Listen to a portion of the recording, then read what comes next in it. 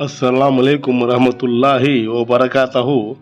मोअज़्ज़िज़ नाज़रीन, आज की छोटी बात यह है कि माशाअल्लाह ज़िंदगी तो सस्ती है साहब, गुजारने के तरीक़े महंगे हैं। इख्तियार आपके हाथ में है।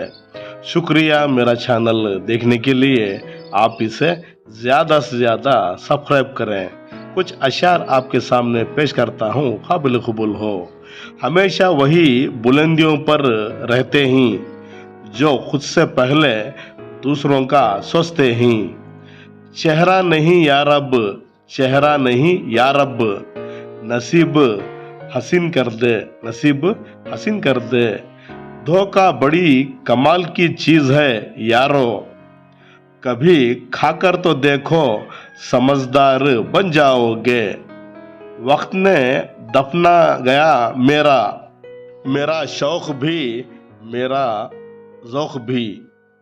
बेहतरीन सुबह वो है अल्लाह के ज़िक्र से शुरू हो। शुक्रिया, कल फिर मिलेंगे, तब तक के लिए अलविदा, अल्लाह हाफिज़। अस्सलाम वालेकुम रहमतुल्लाहि व बरकातहू।